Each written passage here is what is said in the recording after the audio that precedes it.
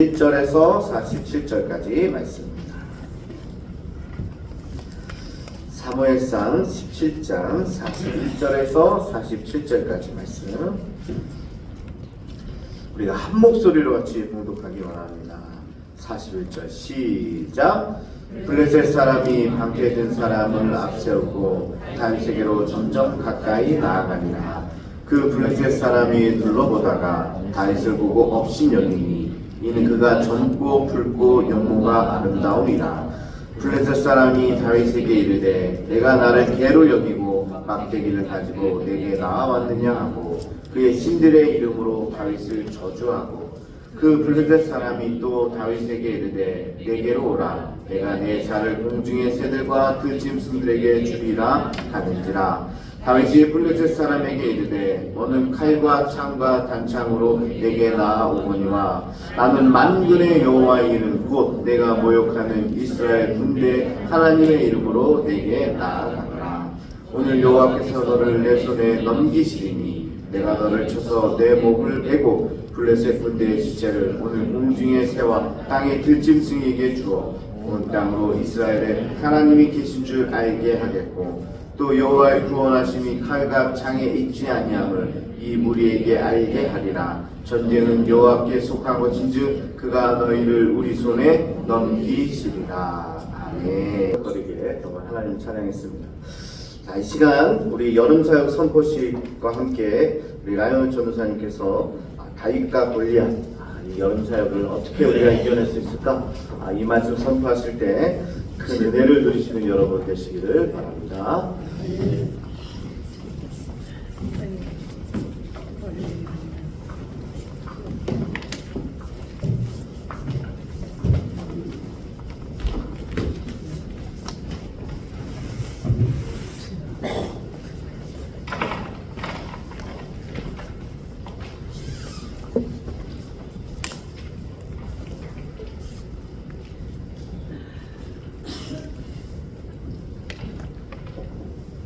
잠시 기도하고 말씀 듣도록 하겠습니다.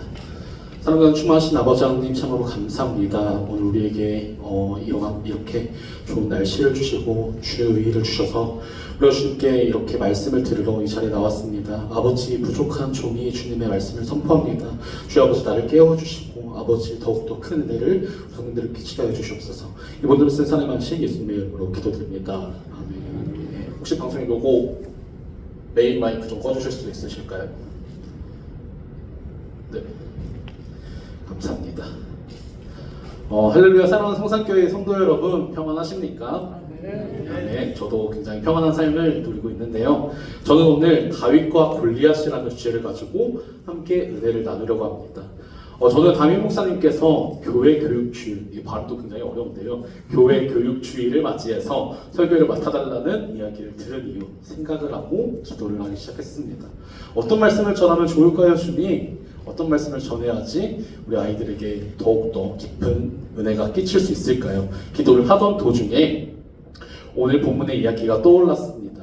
오늘 본문이 떠오른 이유는 두 가지 때문이었습니다. 먼저는 이 다윗과 골리앗이라는 주제는 교회를 다니는 사람이라면, 우리 초등학생부터 노년에 이르기까지 모든 사람이 다 알고 있는 내용이다 라는 생각이 들었고요. 더 나아가 이 다윗이라는 사람은 비신자들에게, 예수님을 믿지 않는 사람들에게도 굉장히 영향을 끼친 사람입니다. 다른 하나는 오늘 이 말씀이 자라나는 우리 교회 학교 학생들에게, 더 나아가 우리 모두에게 필요한 말씀이라 생각했기 때문에 오늘 본문의 말씀을 준비했습니다. 사랑하는 성도 여러분, 오늘 우리 본문이 다들 너무나 잘 알고 있겠지만 제가 사무엘상 17장을 잠시 요약하려고 합니다. 사무엘상 17장의 내용을 살펴보면 오랜 적대 관계에 있었던 이스라엘과 블레셋은 서로 군대를 모으고 서로 다른 산에서 진을 치게 됩니다. 그 산 사이에는 골짜기가 있었는데요, 이 골짜기에 한 군인이 등장하기 시작합니다. 그 사람을 쳐다보니까 키가 대략 3m가 얼마나 큰지 상상할 수 없는데요, 제가 180점 몇인데 저보다 반 정도 더 큰 사람이 거기에 등장했다라는 것입니다. 그가 차고 있던 갑옷과 무기와 방패를 보니 이스라엘 군대들은 굉장히 두려워하기 시작했습니다. 그러자 그 군사는 우리가 믿는 신을 조롱하고 이스라엘 군대를 조롱하기 시작했습니다. 이스라엘 군대 안에는 이세라 하는 사람의 아들들이 있었습니다. 이 이세는 유대교에서도 굉장히 중요한 사람이었는데요. 이 이세의 족보를 통해 이 이세의 아들을 통해서 예수 그리스도의 족보가 나왔기 때문입니다. 이세에게는 8명의 아들이 있었습니다. 이 8명의 아들 중에 첫째와 둘째, 셋째가 이 이스라엘 전쟁에 나가게 되었습니다. 그 아들들이 걱정되었던 아버지인 이세는 그의 막내 아들에게 먹을 것을 주며 그 형의 안부를 확인하고 돌아오라고 명령합니다. 그 명령을 들은 막내 아들은 그의 형들에게 다가가기 시작합니다. 그의 형들에게 다가가는 시간의 배경이 바뀌게 됩니다. 배경이 바뀌어 전쟁터로 변하게 됩니다.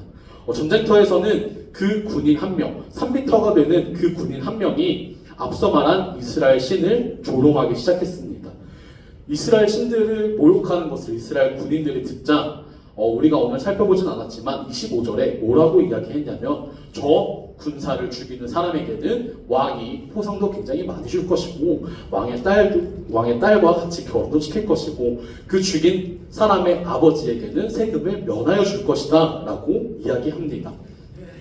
그 말을 들은 다윗은 26절의 말씀을 하게 됩니다. 26절에서 어떻게 이야기하냐면 이 블레셋 사람을 죽여 이스라엘 치욕을 제거하는 사람에게 어떠한 대우를 하겠느냐, 이 할례받지 않는 블레셋 사람이 누구이기에 살아계시는 하나님의 군대를 모욕하겠느냐 라고 이야기하고 다닙니다. 그러자 그 말을 듣는 그의 형이 다윗에게 다가와서 이렇게 얘기합니다.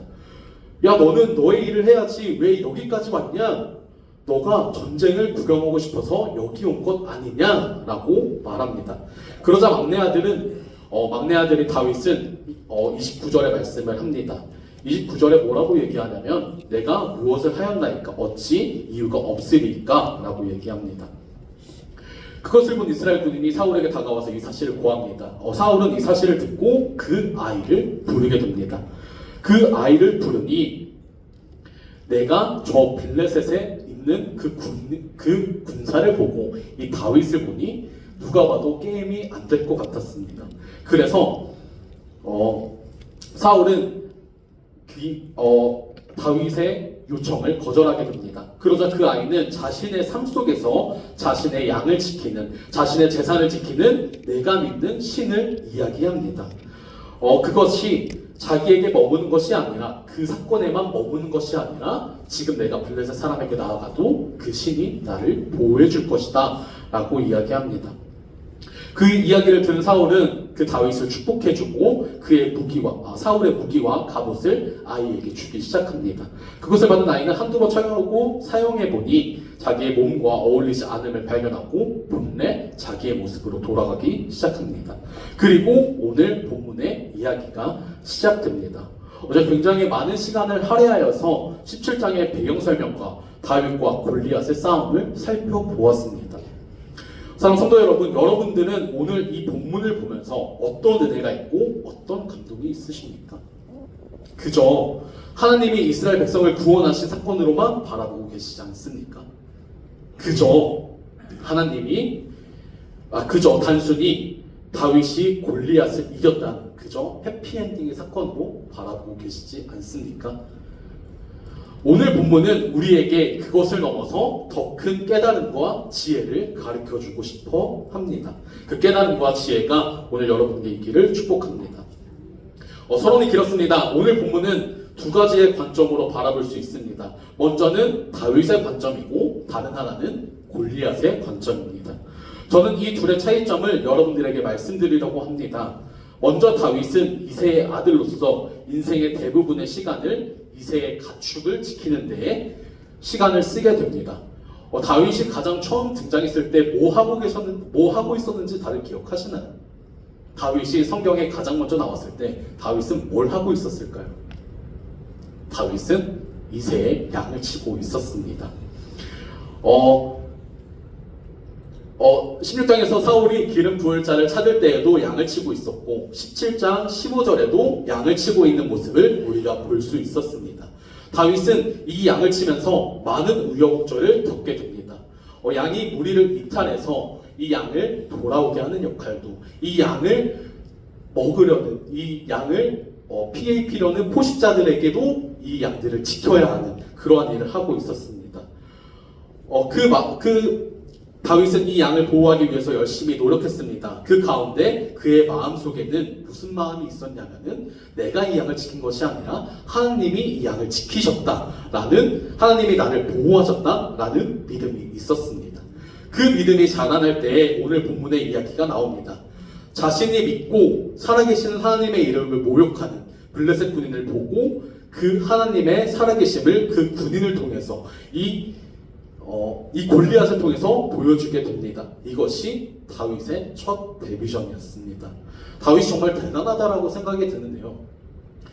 현실을 살아가는 저에게 내 이름이 더럽혀지거나 내 이름이 모욕당하는 일에는 굉장히 많은 화를 내는 모습을 볼 수 있는데요.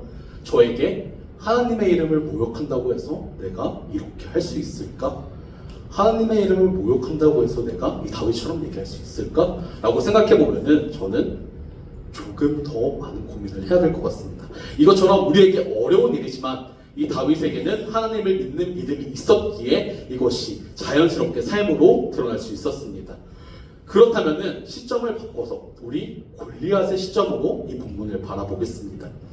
골리앗이 성경에 기록된 부분이 17장밖에 없어서 이 17장을 토대로 설명하겠습니다. 골리앗은 어렸을 때부터 굉장히 큰 용사였습니다. 또한 그의 키는 3m 정도 돼 보이고 덩치도 굉장히 크며 힘도 굉장히 세서 그의 갑옷의 무게가 57kg였습니다. 그저 입고 다니는 갑옷이 57kg나 되는 갑옷을 입고 다녔습니다.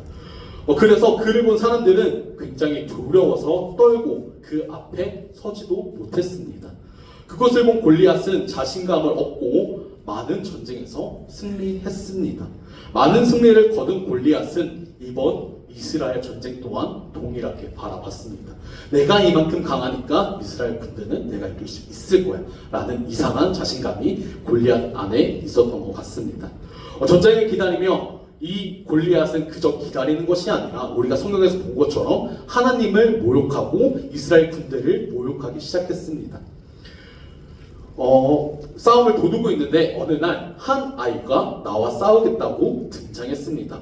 그는 갑옷도 안 입고 칼도 안 차고 여기 성경에서 뭐라고 얘기했냐면 내가 나를 개로 여기고 막대기를 가지고 내게 나아왔느냐라고 할 만큼 굉장히 초라한 사람이었습니다. 그래서 골리앗은 그를 조롱하기 시작합니다. 이 다윗만 조롱한 것이 아니라 다윗이 믿는 하나님까지 조롱하기 시작합니다. 그러자 그 아이가 나에게 45절부터 47절까지의 말씀을 그 블레셋 군인에게 전하기 시작합니다. 이것이 이 전쟁에 임하는 두 사람의 관점이었고 마음가짐이었습니다. 우리는 결과가 매우 뻔하다는 사실을 알고 있습니다. 하나님께서 다윗을 사용하셨고 다윗이 물맷돌로 인하여 골리앗을 죽인 사건을 우리는 알고 있습니다. 다윗은 골리앗을 무찔렀고 그 전쟁에서 승리했다라는 사실을 다 알고 있는데 이 말씀을 본 많은 사람들은 또는 많은 성도님들이 다윗에게 가장 큰 매력을 느낍니다. 나도 다윗과 같은 믿음을 가지면 좋겠다. 더 나아가 내 자식이 다윗과 같이 성장했으면 좋겠다. 이 다윗처럼 하나님을 잘 믿고 하나님에게 잘 나아가고 잘 예배드리고 하나님을 잘 섬기는 이런 아들들로 이런 딸들로 키우고 싶다라는 다짐과 그런 모습을 저는 많이 보게 되었습니다. 이러한 다짐이 나쁘다는 것은 절대 아닙니다. 다윗처럼 훌륭한 믿음을 가져야 하는 것이 우리의 모습이고 우리의 믿음인 것은 변하지 않는 사실입니다. 하지만 많은 사람들이 나는 다윗처럼 될 거야, 내 자녀는 다윗처럼 만들 거야 라고 얘기하지만 현실은 나를 골리앗처럼 키워야 된다. 내 아이와 내 자신을 골리앗으로 키우려는 모습을 많이 보게 됩니다. 사랑하는 성도 여러분, 현 시대의 골리앗은 어떤 모습일까요? 현 시대의 골리앗은 어떤 모습일까요? 이 성경에서 나온 것처럼 키가 크고 덩치가 크고 힘이 센 사람을 얘기할까요? 저는 다르게 생각합니다. 현 시대의 골리앗은 완벽해지려고 노력하는 사람입니다. 많은 스펙을 쌓고 많은 지식을 얻고 많은 것을 경험해서 이 세상에서 나에게 아무도 덤빌 수 없게 만드는 것, 그것이 바로 골리앗의 모습입니다. 사랑하는 성도 여러분, 우리가 말로는 다윗의 믿음을 배워야 한다고 자녀들을 가르치고 스스로에게 다짐을 해도 현실을 살아가는 모습을 보면 다윗보다는 골리앗이 되고 싶어 하는 마음이 굉장히 많습니다. 다른 사람들에게 잘 보이고 싶고 많은 부를 얻고 싶고 나를 무시하는 사람보다 나를 존경하는 사람이 더 많기를 바라는 것이 우리의 인간의 모습이 아닐까 싶습니다. 하지만 하나님께서는 그런 골리앗에게 어떻게 임하셨습니까? 골리앗의 삶을 바라보면요, 골리앗은 자신이 살아온 생애와 그의 업적을 보면 굉장히 유능한 사람이었습니다. 전쟁에 능한 사람이었고 정말 안타깝게도 그 유능한 것이 증명되는 삶을 살아가고 있었습니다. 그렇게 증명한 삶을 살아가고 있던 골리앗에게 다윗이라는 시험이 등장합니다. 사랑성도 여기서 조금 이해가 잘 안 되는 부분이 있을 텐데요. 이 시대에는 골리앗이 왜 다윗이 믿는 신을 저주하고 조롱했냐면 그 시대에는 구약 시대에는 신과 신들의 싸움이었습니다. 그래서 내가 전쟁에 이기면 내 신이 살아계신 거고 내 신이 더 센 것이고 라고 생각했기에 내 신이 가장 세기에 상대방의 신을 무시할 수 있었던 것입니다. 이 시험을 넘어갈 수 있겠다 생각했던 골리앗은 그 시험에서 어떻게 됩니까? 넘어지게 됩니다. 이게 얼마나 웃긴 이야기인지 아십니까? 쉽게 이 비유를 얘기하자면 우리 혜안이가 저한테 와가지고 전도사님 저랑 같이 씨름해요. 내가 전도사님 이길 수 있을 거예요 라고 얘기하는 것과 동일하다는 의미입니다. 저는 그것을 보면서 어떤 생각을 하겠습니까? 여러분들에게 다가와서 혜안이가 전도사님 아니 목사님 아니면은 장로님 권사님 집사님 나와 씨름해요. 내가 여러분 이길 수 있어요 라고 얘기하는 것처럼 동일하다는 의미입니다. 골리앗에게 다윗은 그런 존재였습니다. 내 힘으로, 내 능력으로, 내 지식으로 이길 수 있는 시험이지만 이것이 중요합니다. 이것이 하나님께서 정하신 시험이라면 이 시험에서 넘어질 수밖에 없습니다. 자신의 모든 것을 뛰어넘는 하나님을 경험하게 만드십니다. 그렇다면 다윗과 같은 믿음이 어떻게 생겨날까요? 우리가 다윗처럼 되고 싶지 않습니까? 내 자녀가 다윗처럼 성장하고 싶지 않으십니까? 이 다윗과 같은 믿음이 어떻게 생겨나는지 함께 살펴보려고 하는데요. 다윗은요, 자신의 삶 속에서 하나님을 깊이 경험하기 시작합니다. 그 경험이 어디에서부터 시작되는 줄 아십니까? 그 믿음의 시작이 어디에서 시작되는지 아십니까? 그 믿음의 시작은 바로 그의 아버지 이새의 믿음으로부터 시작합니다. 이새가 말한 내 아버지가 경험한 하나님을 알고 내 아버지가 경험했던 하나님을 들었기 때문에 자신의 삶 속에서도 동일하게 일하시는 하나님을 경험했다는 사실입니다. 그러한 경험이 쌓이고 또 쌓이고 살아계신 하나님을 경험하고 오늘도 나와 동행하는 성령님을 경험했기 때문에 다윗은 그 믿음을 가질 수 있었습니다. 믿음의 시작은요 누가 가르쳐준다고 해서 시작되는 것이 아닙니다.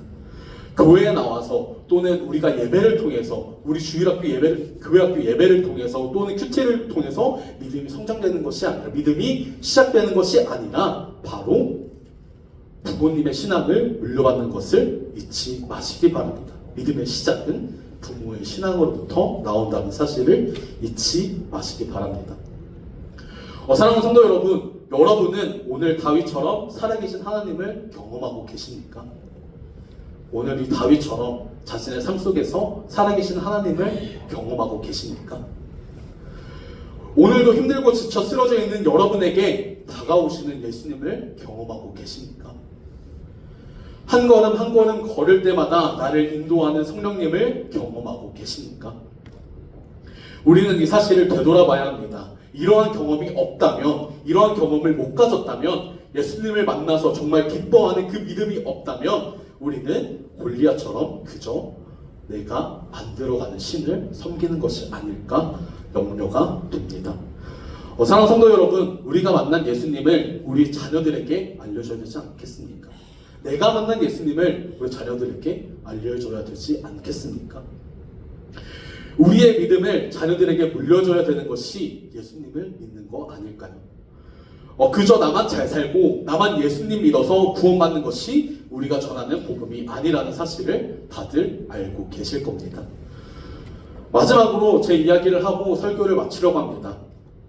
제 이야기를 하는 거 굉장히 꺼려하는데 이 설교 자리마다 하나님께서 특별한 감동을 줘가지고 제 이야기를 조금 해드리려고 합니다. 저도 어린 시절을 겪었고 여기 계신 많은 성도님들보다 비교적 최근에 믿음의 방황을 하던 시기를 마친 한 그리스도인입니다. 저는 세상에서 바라보기에 누가 봐도 실패한 인생을 살고 있었습니다. 제가 5월 5일 날 어린이 주일날 여기서 눈물을 흘리면서 고백했던 것처럼 가정이 어려웠기 때문에 학업에 집중하지도 못했습니다. 그래서요, 제 성적이요, 고등학교 때는 그 성적의 반 이상이 가였고 218명 중에 200 몇 등 하는 사람이었습니다. 고등학교 때도 동일했습니다. 고등학교 때도 평균이 6, 7등급이었습니다. 제가 이 6, 7등급 받은 이유가 뭐였냐면은 제가 가정이 어려웠기 때문에 나는 빨리 돈을 벌어야 됐고 이 돈을 벌어야 됐기 때문에 나에게 있어서 국수사과 이런 건 필요 없는 과목이다.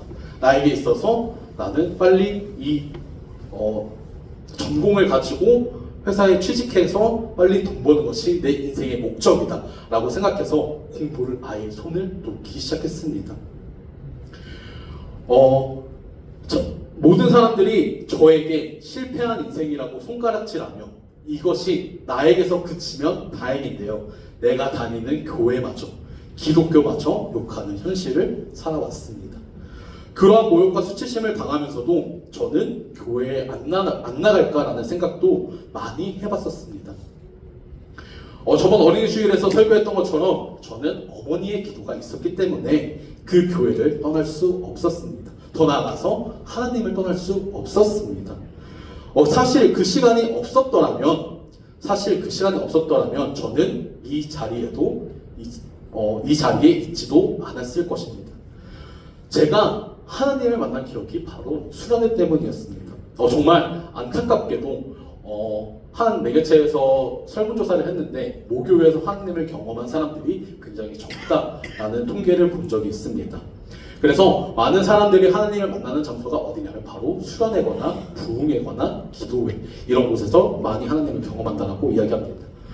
제가 하나님을 만난 기억이 바로 수련회였습니다. 세상에서는 뭐라고 얘기하냐면 차라리 수련회 갈 시간에 공부 한 자라도 더 해야 되지 않겠냐, 너가 맨날 교회 나가니까 너 성적이 그 모양 아니냐 라는 모욕을 들었습니다. 그래서 그 이야기를 매번 들어도 저는 매년마다 수련회를 참석했을까요? 참석하지 않았을까요?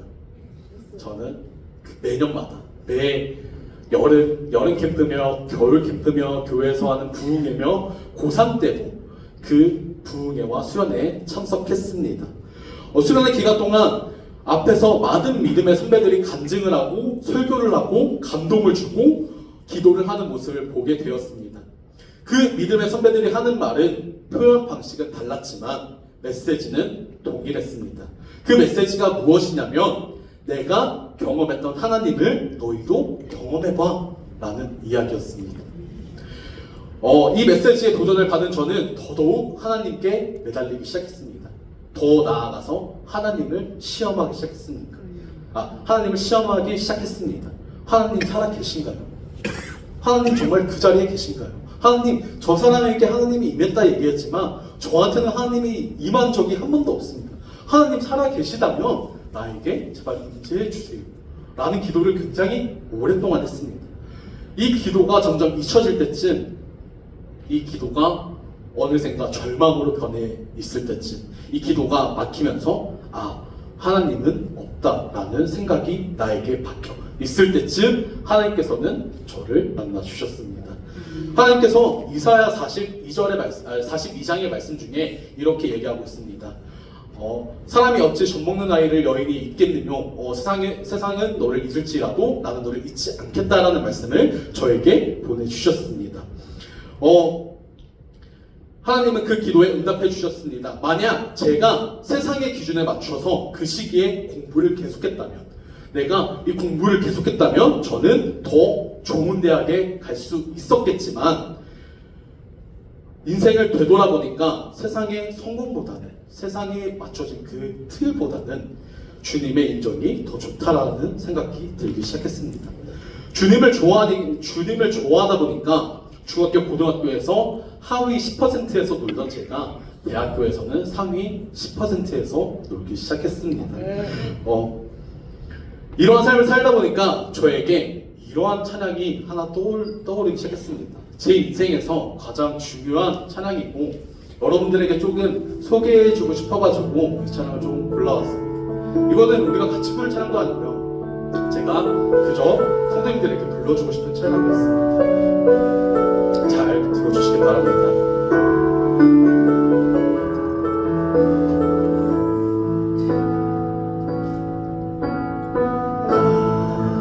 홀로 있어도 내 아픔만 감싸줄 사람 하나 없어도 살 수 있어.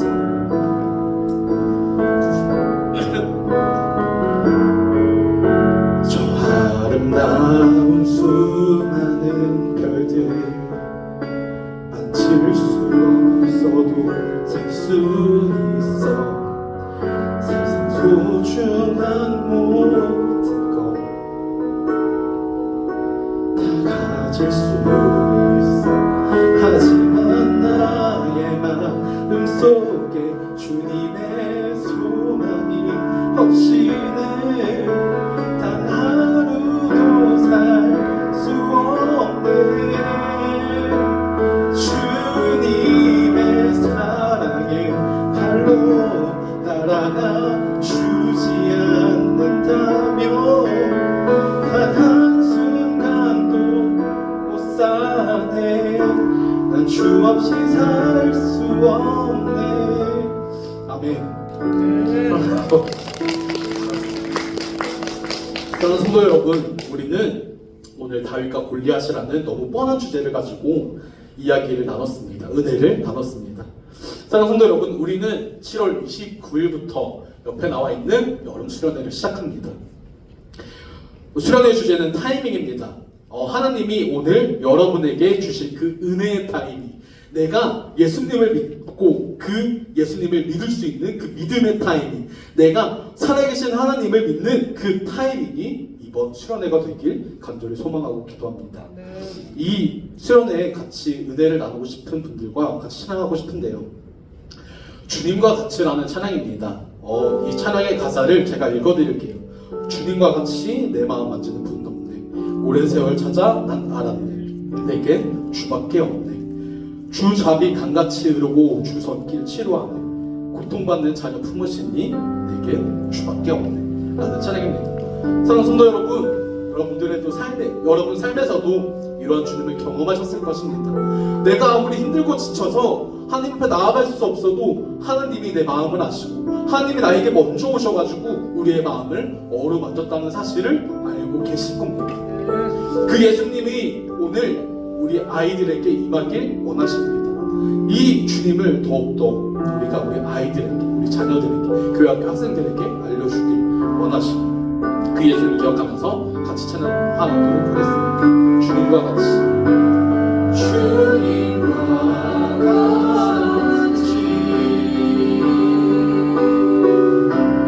내 마음 만지는 분은 없네.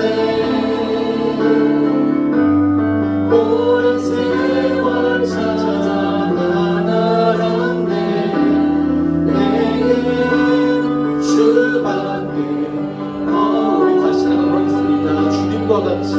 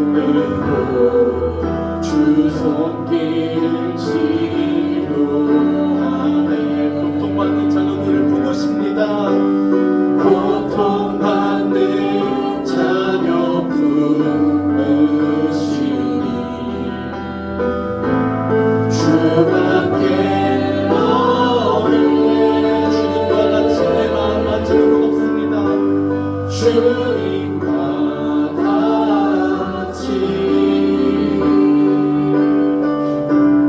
내 마음 만지는 분은 없네. 오랜 세월 찾아 나날았네. 내게 주가 우리 한 번 더 찬양하도록 하겠습니다. 주님과 같이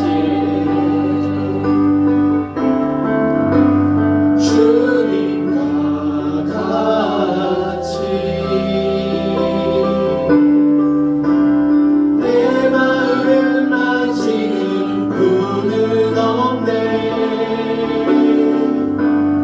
오랜 세월 찾아 나날았네. 내게 주밖에 없네. 주님의 은혜는 강같이 흐릅니다.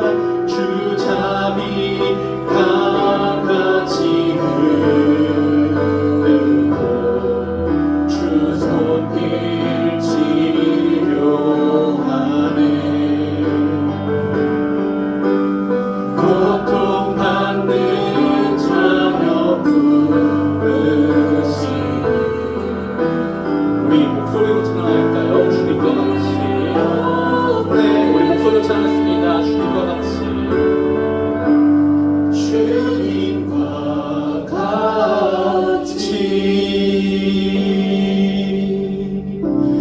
내 마음 만지는 분은 없네. 오랜 세월 찾아 나날았네.